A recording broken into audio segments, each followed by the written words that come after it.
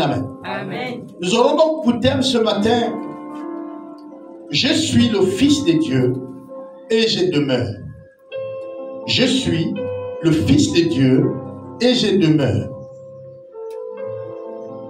Nous avons donc comme lecture de base dans Luc 15. Donc, pour ceux qui ont fait la lecture, Luc 15, de 11 à 24. On a de 19 à 22. Oui, 19 à 22. Le 15 à 18. Et mon père, donne-moi la part de bien qui doit me revenir. Et le père leur partagea son bien. Peu de jours après, le plus jeune fils, ayant tout ramassé, partit pour un pays éloigné, où il dissipa son bien en vivant dans la débauche. Lorsqu'il eut tout dépensé, une grande famine survint dans ce pays, et il commença à se trouver dans le besoin. Amen. On peut lire donc le 15 à 18. Le 15, il alla se mettre au service d'un des habitants du pays, qu'il envoya dans ses champs garder les pourceaux. Il aurait bien voulu se rassasier des carouges que mangeaient les pourceaux, mais personne ne lui en donnait. Étant rentré en lui-même, il s'est dit, combien de mercenaires chez mon père ont du pain en abondance, et moi ici je meurs de faim. Je me lèverai, j'irai vers mon père, et je lui dirai, mon père, j'ai péché contre le ciel et contre toi.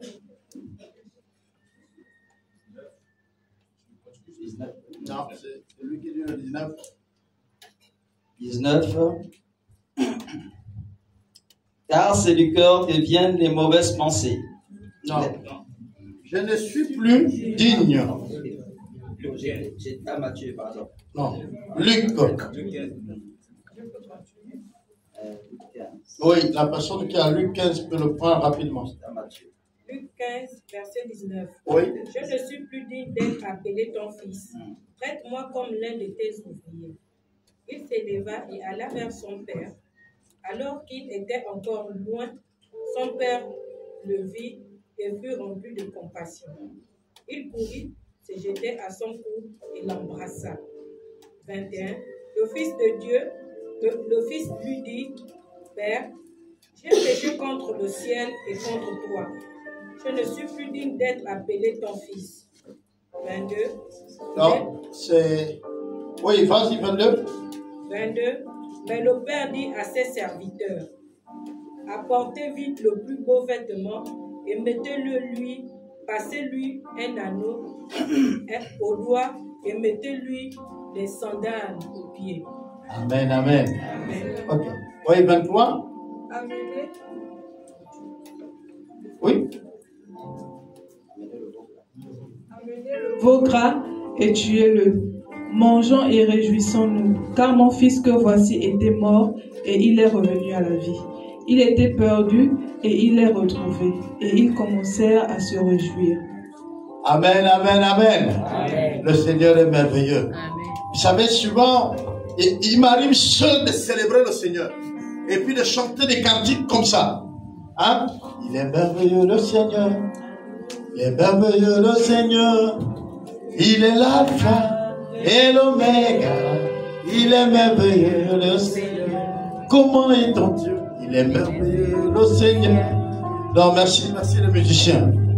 Alors, quand on regarde cette histoire, c'est l'histoire du jeune fils qui vient chez le père. Et il demande sa part d'héritage. Il dit, moi je ne peux plus attendre, je veux mon héritage et je dois partir. Le père lui donne l'héritage. Et voyez-vous, il prend son héritage et la Bible dit qu'il va pour un pays lointain.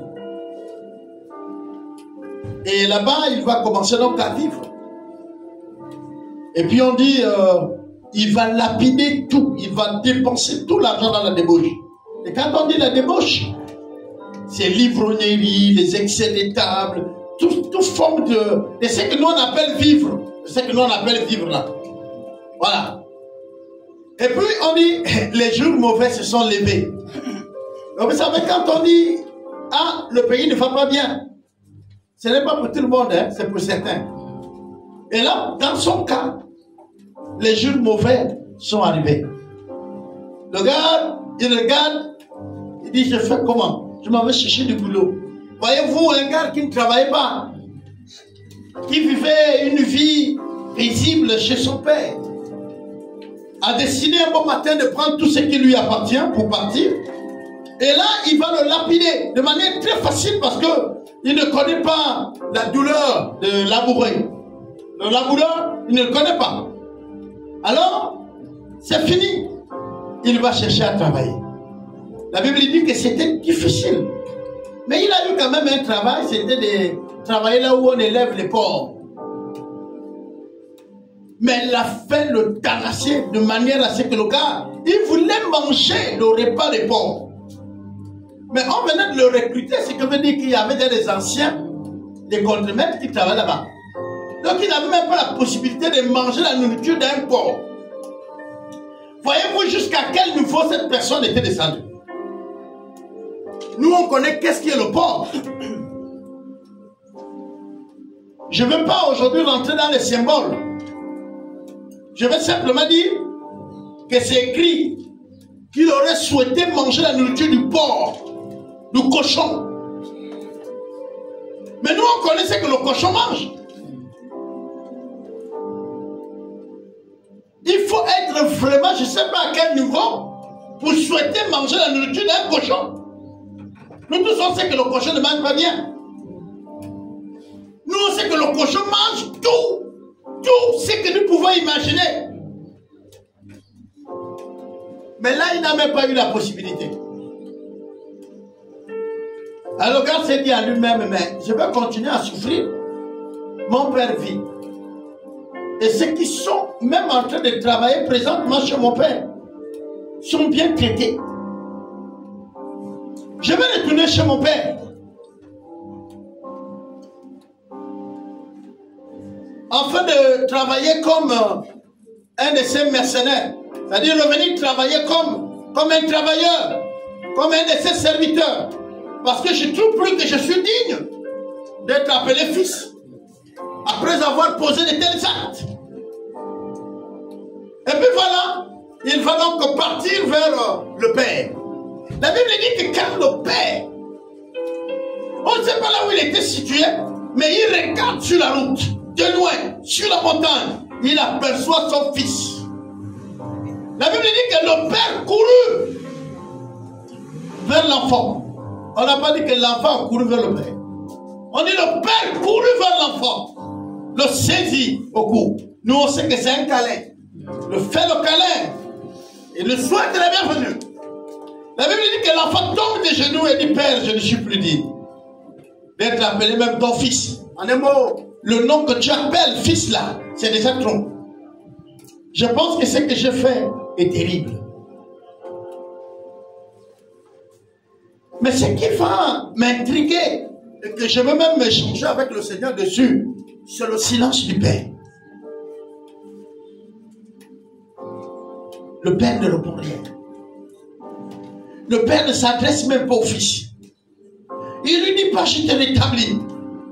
Il lui dit même pas je te pardonne. Il se tourne vers les autres serviteurs. Parce que quand le maître courait pour embrasser son fils, les serviteurs aussi sont venus. Il se retourne. Il dit nettoyez-le. Mettez-le un vêtement digne d'un prince. Posez-lui l'anneau qu'il avait déjà ôté. Vous savez, nous n'avons pas, pour nous, au niveau du Gabon, nous n'avons pas trop de souvenirs de ça. Mais il y a des bagues royales, il y a des bagues de princes. Il y a des vêtements. Et même, je me suis rendu compte qu'il y a même une manière de broder le vêtement d'une certaine catégorie. Et là, dans le cadre de l'histoire de la Bible, on nous montre ici qu'on devait lui mettre un anneau de prince. On dit, aïe aïe aïe, il était descendu à quel niveau? Ôtez-lui les chaussures qu'il a. Donnez-lui une nouvelle chaussure. Mais quelqu'un qui est prêt à manger les choses du cochon.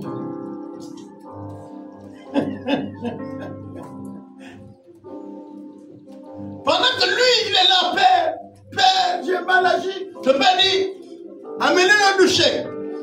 Changez-lui les vêtements là. En fait, le Père ne parle même pas avec lui.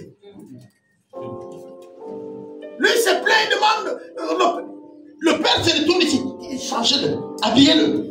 Mettez-lui les chaussures aux pieds. Oui, il faut que vous occupez de la ferme là. Allez-y là-bas, prenez un veau grand, ouais, vous amenez. On doit se lécher. Et il ne parle pas au fils. Il dit à ceux qui sont là. Il dit, vous voyez, c'est mon fils que j'avais perdu. Mort. Il est revenu à la vie. Il est ressuscité. C'est lui mon fils. Il est devenu mon fils. Amen. Waouh. Le souci du Père ici, c'était pas de lui rétorquer que oui, mon fils, tu as mal agi. Le souci du Père ici, ce n'était pas de le culpabiliser. Souvent, je me suis posé la question, mais Seigneur, si c'était moi, l'apôtre, je n'ai pas la paille. Si c'était moi le pasteur, comment ça allait se passer? J'allais dire au fidèle, mais comment tu as fait ça? Mais mon fils, ma fille, mais comment? Le rétablir. Le rétablir. Il le rétablit dans sa maison. Nous avons un ancien prédicateur qui pêche, qui s'éloigne de la volonté de Dieu. Nous l'avons perdu un temps. Et un beau matin, nous le voyons aux portes de l'église. Comment nous allons l'accueillir? Nous avons un frère, un diacre, une diaconesse. Nous avons un frère bien-aimé, chante ou musicien. Nous le perdons. Il va dans le monde. Nous le croisons dans le monde. Il a tout gaspillé. Prenons un musicien. Des qualités que Dieu lui a données. La musique qu'il a pris ici. Il est en train de la jouer dans le monde. Nous le voyons dans les groupes. Nous le voyons dans on va dire quoi? Dans les orchestres. Et puis un matin, quand tout l'espoir de le retrouver nous est perdu, nous le voyons aux portes du temple. Allons-nous courir l'embrasser?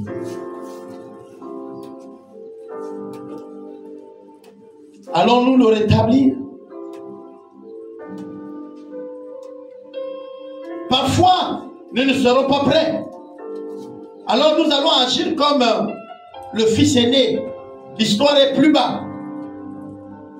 Parce que ça va chanter, ça va danser, ça va se réjouir. Il y a des cris de joie. Le fils aîné rentre. Il entend les cris et il pose la question, qu'est-ce qui se passe? On lui dit non. Ton frère qui est parti, il est revenu. Et ton père a fait tuer le veau. Et ça danse, ça crie. Il rentre de colère. Il vient voir son père. Il fait front au père.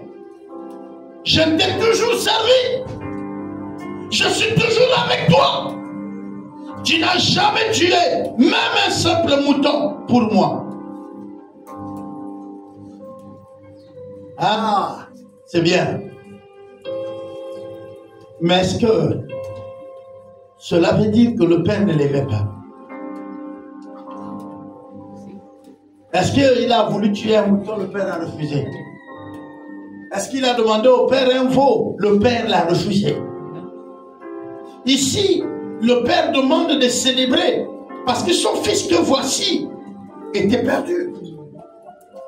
Il ne célèbre pas pour l'encourager dans ses bêtises, mais parce que son cœur de père était toujours connecté à son enfant. Mais ce que Dieu voulait me faire comprendre et que je veux partager avec vous, c'est l'ADN d'un père vers un enfant. Hier, Dieu m'a fait comprendre qu'Albert, tu vois, c'est qu'on appelle les mères porteuses en Europe. C'est une réalité. Je dis, mais comment, Seigneur? Nous, on voit que ça. Il dit non. En fait, l'enfant appartient à son père. C'est les papas qui ont les enfants, les germes d'enfants. C'est eux qui ont la graine. La femme, elle a toutes les dispositions pour garder la germe et la laisser croître. Mais l'enfant ne vient pas d'elle.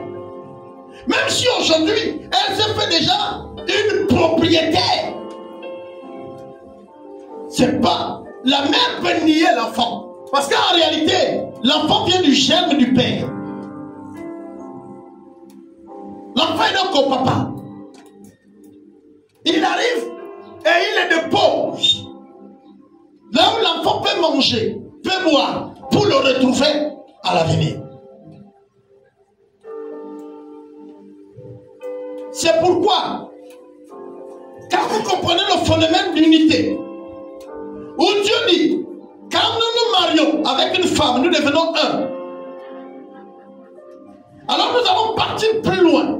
Nous allons comprendre que si je suis un avec mon épouse, et que d'un commun accord, je prends le germe que j'ai, on met dans le ventre d'une mère porteuse,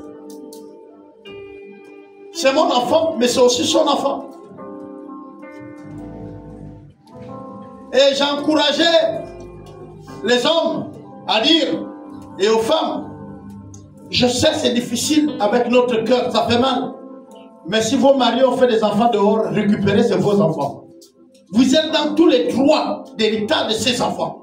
Vous devez même taper le poing sur la table pour récupérer ces enfants. C'est les vôtres. Amen.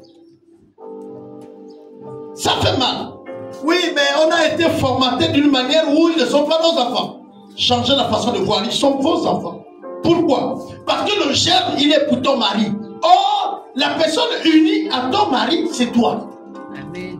Selon Dieu, c'est toi qui es un avec ton mari. On est d'accord? Amen. L'autre là-bas était la mère porteuse. Donc récupère ton enfant. Prends-le. Et réclame tous tes droits de mère. Quand même l'autre sort, mon enfant, tu dis, mon mari a déposé chez toi pour que tu gardes. Nous avons pris le nôtre. Si à cause de ce que tu as gardé, on veut être reconnaissant, c'est à nous de décider. Mais tu n'as plus les droits sur cet enfant.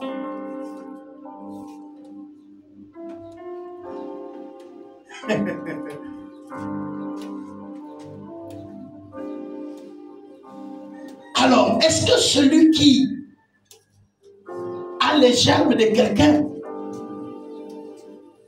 peut-il nier cette personne? Oui, par les paroles, oui, par les mots, mais au plus profond de lui, il est cette personne. Le père est connecté à son enfant.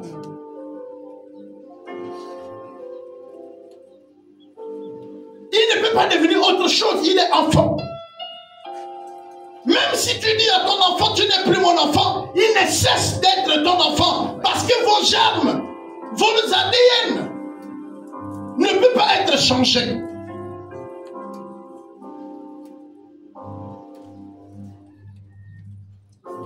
Et c'est toi qui as dit à ton enfant que tu n'es pas mon enfant. Mais qu'est-ce que les autres qui savent que c'est toi qui l'as mis au monde disent? Quand il se balade dans la ville, on l'appelle l'enfant de qui? Pourras-tu interdire à tout le monde de lui appeler ton enfant?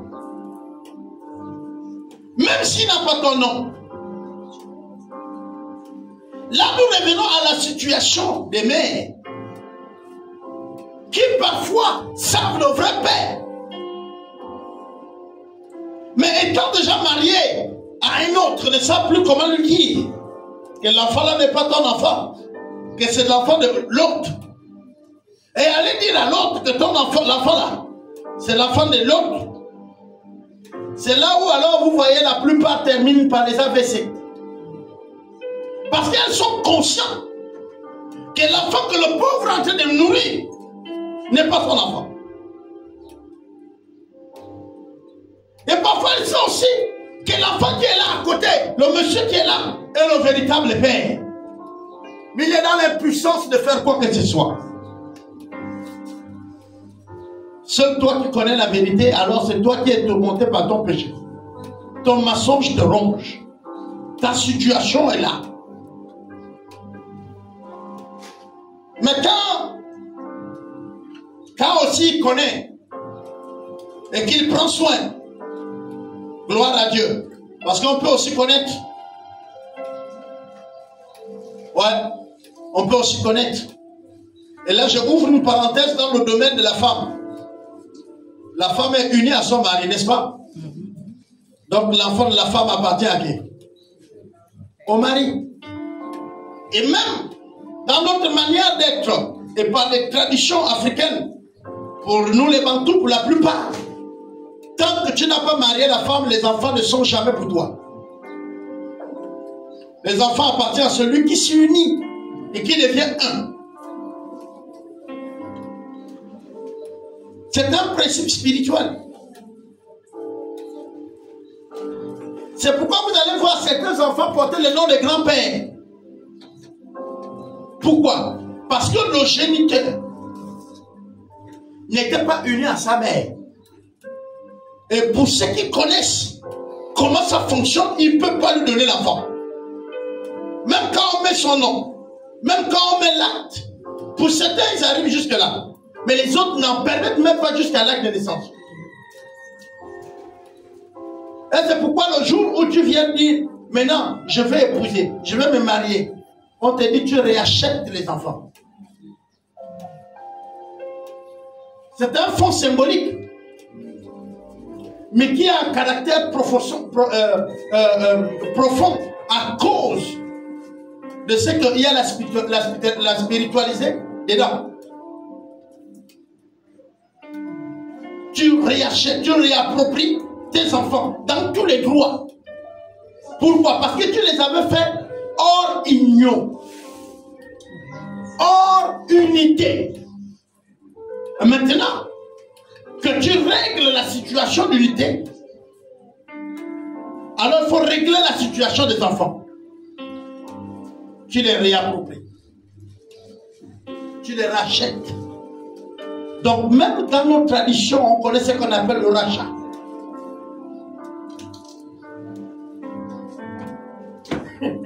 Souvent quand j'entends ce deux mots,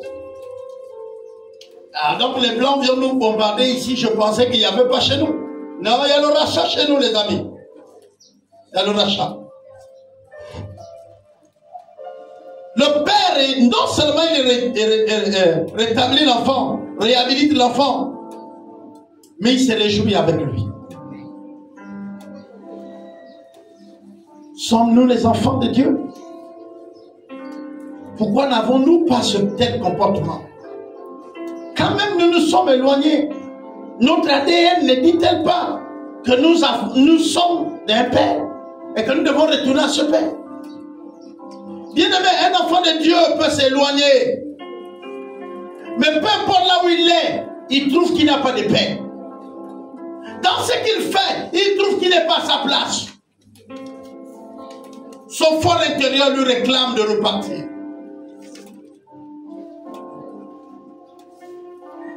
Vous pouvez vous poser la question, mais comment on fait pour être enfant de Dieu? Ben, le livre de Jean nous dit. Jean chapitre 1, le verset 12 et 13. À tous ceux qui l'ont reçu, à tous ceux qui croient en son nom, elle a donné le pouvoir de devenir enfants de Dieu, lesquels ne sont nés ni de la chair, ni du sang, ni de la volonté d'un homme, mais de Dieu. Qu'est-ce que veut dire ça? Qu'est-ce que cela veut dire?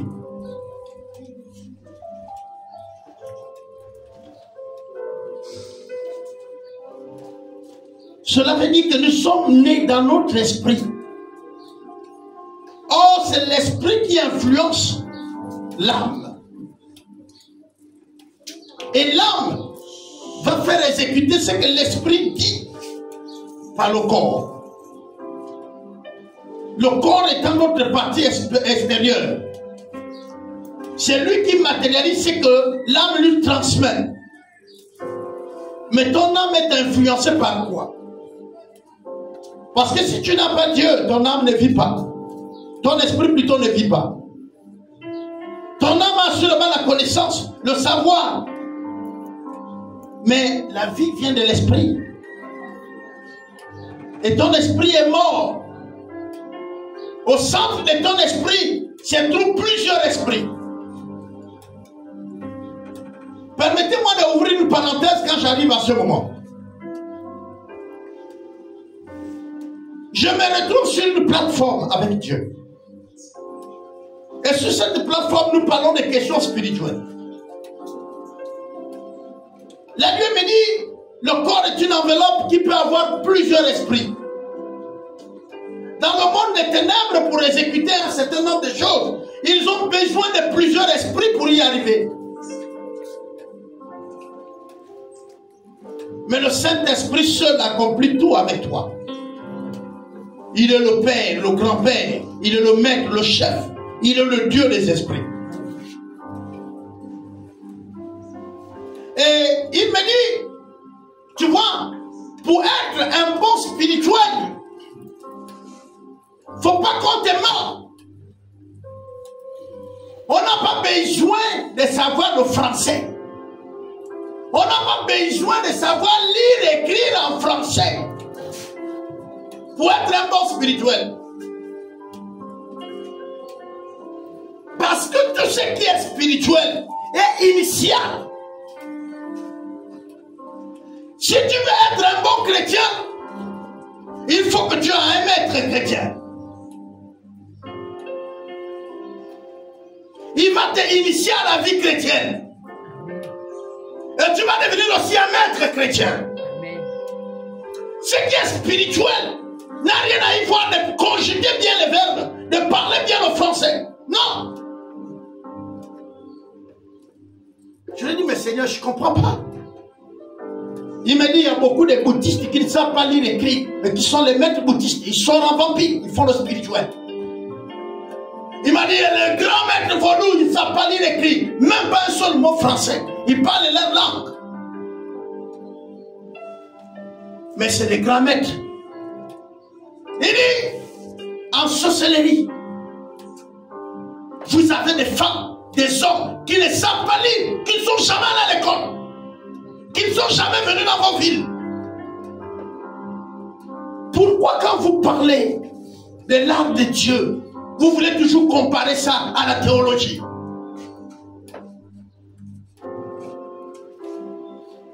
Non. Il faut qu'ils apprennent au pied de ceux qui ont appris, ceux qui ont connu. Il dit, ils veulent vous faire croire qu'un homme ne peut pas être à deux endroits à la fois ou trois. C'est faux. Quand eux-mêmes, ils font la sorcellerie, ils font quoi? Ils laissent leur corps sur le lit. Ils sortent avec leur âme. Donc, eux, les hommes, ils peuvent le faire. Et moi, Dieu, je ne peux pas à la fois être au ciel et sur la terre. Comment il nie que Jésus, que je suis, n'est pas le Père? Est-ce que le sorcier qui quitte l'enveloppe de son corps étant au village, qui se retrouve dans d'autres pays, qui se retrouve dans d'autres villes, n'est-il pas le même sorcier? Comment un simple humain peut le faire? Mais ils veulent vous faire croire que moi, Dieu, je ne peux pas être à plusieurs endroits au même moment. Ils le savent. Amen. Leur idée, c'est de vous faire croire. Ils veulent que vous acceptez que cela est possible pour vous garder dans l'ignorance. Je dis, oh Seigneur, il dit oui. Ils le savent. Ils le savent très bien. Quand on dit vous êtes les enfants de Dieu, ils le savent. Amen. Quand vous êtes devenu le fils ou la fille de Dieu, ils le savent. Alors je me suis rappelé de cette situation où j'étais jeune dans ma foi. Et un frère allait voir un ganga. Il était dans l'église longtemps, mais il avait l'impression, ça se passe à Franceville, Je ne vous donne pas seulement le nom, mais l'église demande beaucoup. Il avait l'impression que les choses n'évoluaient pas vers lui. Et puis il allait voir un ganga. Il est rentré, il est resté assis. Le ganga rentre. Le ganga lui dit, tu es venu faire quoi ici? Il dit, ça ne va pas dans ma vie. Et le ganga lui dit,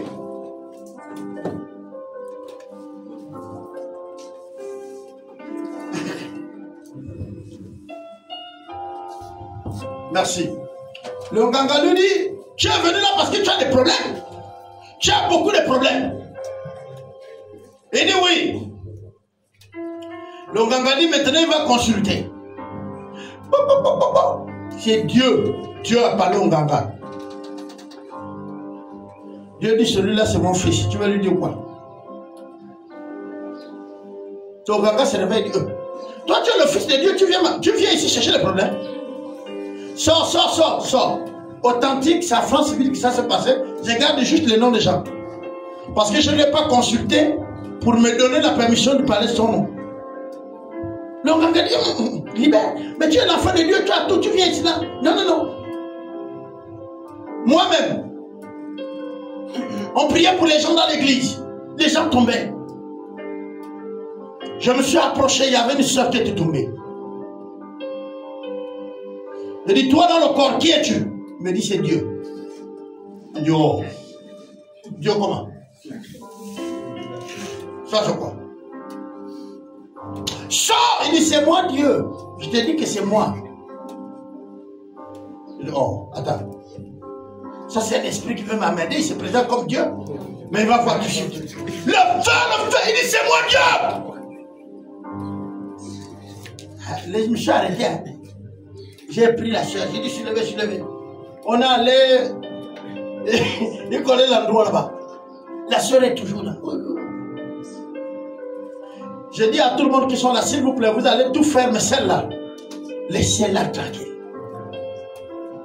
Il y a un qui m'a dit, c'est comme, je dis, là où elle est là, celui qui l'a attrapé là, nous tous là, on ne peut pas. Laissez là-bas. Elle, c'est pas la délivrance. Elle est loin. Parce que ça dépend de quel esprit il reçoit. Et puis elle est restée là-bas. Après, elle commence à dire, Dieu nous rend visite. Dieu nous rend visite. Et elle commence à dire ce que Dieu l'a dit. Voilà ce que Dieu dit. Elle dit, je vous ai dit non. Je vous ai dit de la toucher pas. J'étais là-bas, j'ai chassé, c'était Dieu. Tout le monde se moquait dans la salle, on faisait la réunion. Oh, tu as chassé Dieu. Je dis, oh, vous savez le zèle là. Je suis allé là-bas, j'ai chassé. Mais c'était Dieu. Ce n'est pas tout ce qui tombe là que vous venez dire, c'est les esprits. Non. Ça dépend de l'esprit qui reçoit. Même quelqu'un reçoit un message de Dieu, il peut tomber. La Bible dit que quand Dieu parlait du haut de la montagne à tout le peuple, les femmes qui étaient en grossesse perdaient les enfants. Même les bêtes. Attention.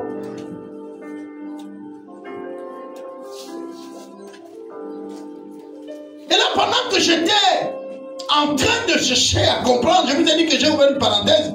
Dieu va me dire, écoute Albert. Beaucoup sont habités ou ont des intermédiaires par les esprits pour arriver au diable qui les gouverne. Ils sont l'intermédiaire et ils pensent que plus haut c'est Dieu. Parce qu'ils ont l'intermédiaire qui les conduit dans le monde des lumières. Mais ce monde des lumières, au fond, ce n'est pas la lumière, c'est des ténèbres. Et ce n'est pas moi. Je dis, oh Dieu, mais comment? Il dit, mais moi, vous n'avez pas besoin d'un intermédiaire pour arriver à moi. Je suis venu à vous.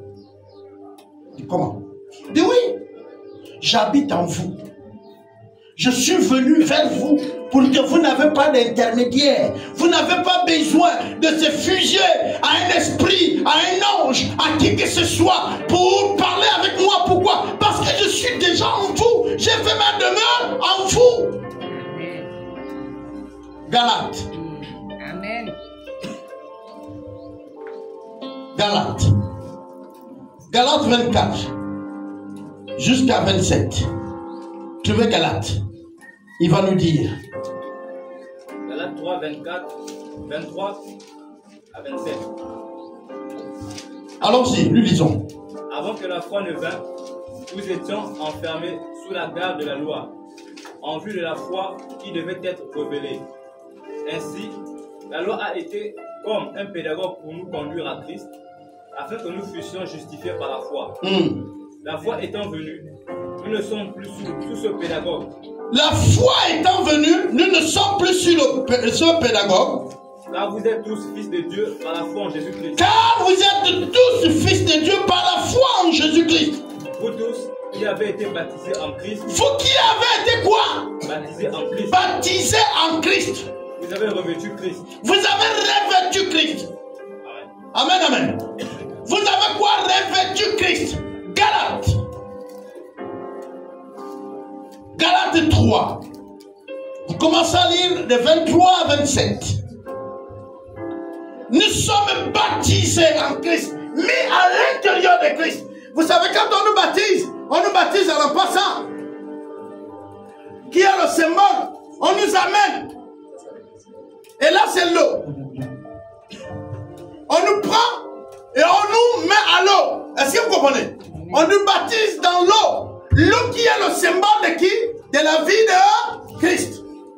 Amen, amen. Amen. Donc, on nous met en Christ. Le baptême d'eau est le signe extérieur de notre intronisation dans le corps de Christ. Ou encore, notre unité dans le corps de Christ. C'est bon? Beaucoup vont vous dire comment Christ habite en vous. Et puis, on a peur des mots. Il faut dire, je suis possédé de Christ. Parce que les autres, ils utilisent un vocabulaire qui est un peu aigu et fort. Le démon l'a possédé. Et là, nous, on est un peu... Parce que la religion nous a enseigné que quand on parle de posséder, de prendre possession, c'est démoniaque. Non. Quand tu dis, Seigneur, viens dans ma vie, prends possession de ma vie, règne à maître, conduis-moi. C'est-à-dire de manière volontaire, tu dis, Christ possède mon être. L'Esprit de Dieu vient et elle habite en toi. Il ne faut pas avoir peur de dire ça aux gens. Vous ne pouvez pas vivre une vie chrétienne sans être habité par Dieu pour la chrétienté. Ou alors pour les démoniaques. Ou alors pour tout ce qui est le domaine spirituel. Ils ne peuvent pas vivre s'il n'y a pas des esprits qui ont possédé leur corps.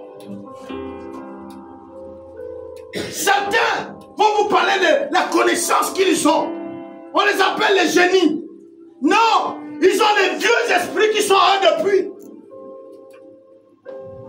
C'est les esprits qui étaient là depuis avec Christ. Ils ne sont pas génies. Ils sont possédés. Nous, on est possédés par celui qu'on appelle la sagesse. Nous, on est possédés par celui qu'on appelle la création. Nous, on est possédés par celui qu'on appelle la bonté. Nous, on est possédés par celui qu'on appelle l'amour. Nous, on est possédés par celui qu'on appelle la vie. Par conséquent, ces choses ne pouvaient plus nous étonner.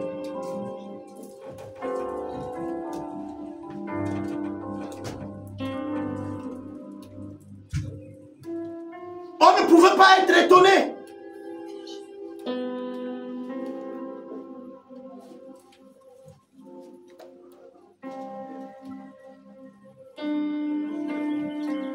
Le livre des Galates est clair là-dessus.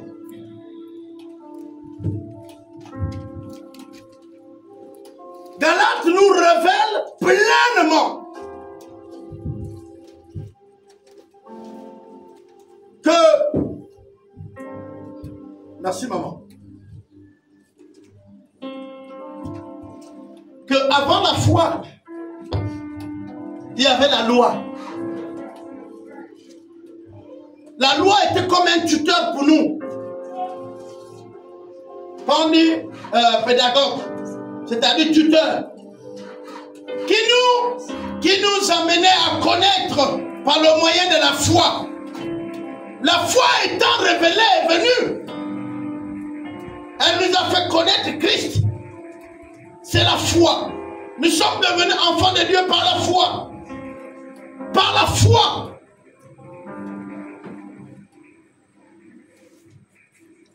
Et étant devenus, nous y sommes. Et cela ne peut pas nous être arraché. C'est aussi scandaleux. Mais laissez-moi vous dire que ce n'est ni le péché, ce n'est ni la persécution, ce n'est ni la mort de notre corps physique ne nous arrachera de notre Père. Nous y sommes et nous resterons.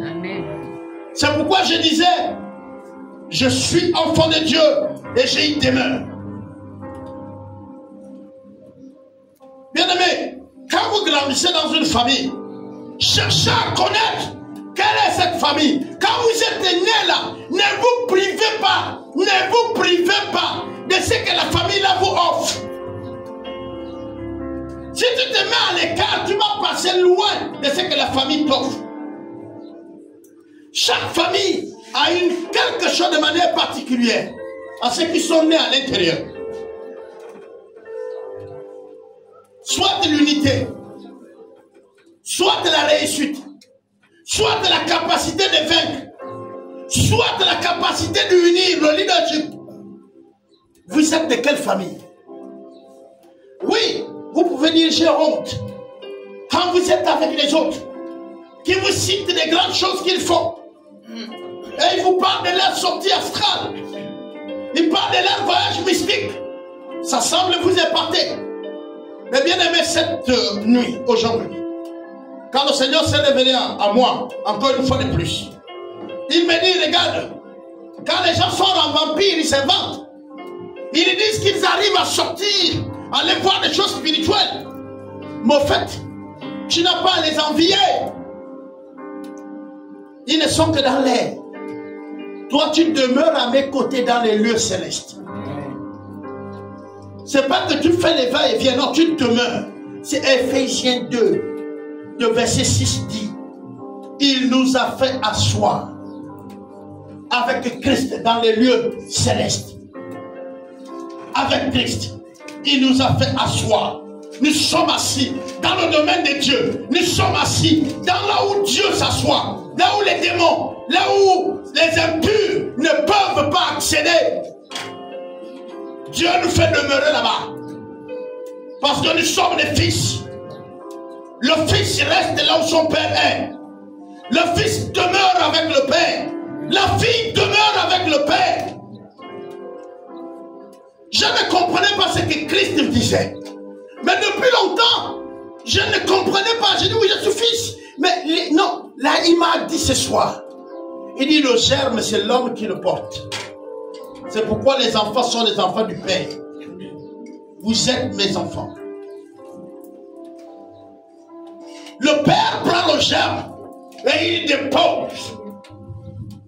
Et le germe croise. Et regardez même la responsabilité du Père. Il va nourrir la porteuse. C'est aussi difficile et puissant, comme je le dis. Mais il va venir nourrir la personne qui porte l'enfant. Il va prendre soin. Pourquoi? Mais parce que c'est la personne qui porte la vie que lui a déposée. Amen. Sa responsabilité. C'est pourquoi tout père qui a eu la responsabilité de déposer sa chair et qui ne prend pas sa responsabilité Amen. est un indigne.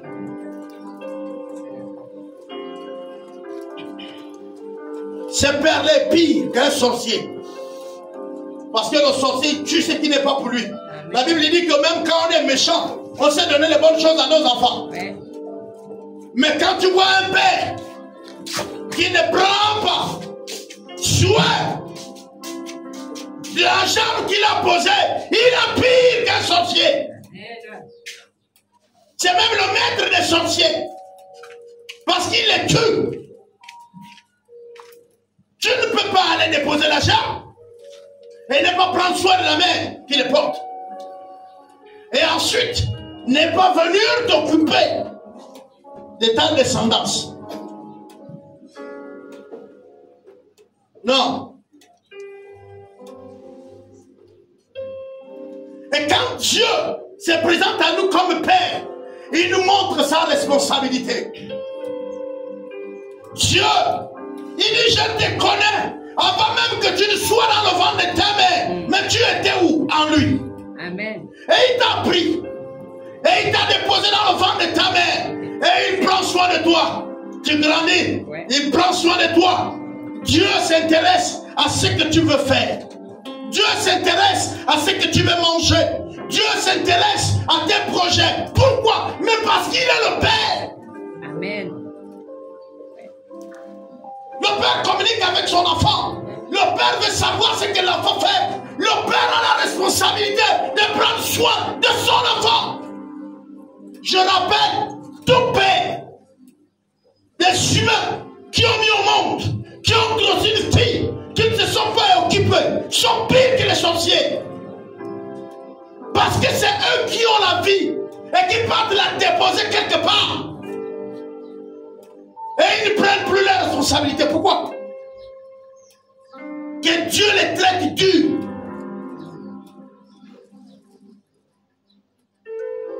Et Dieu se présente à nous comme Père. Amen. Et il connaît ça.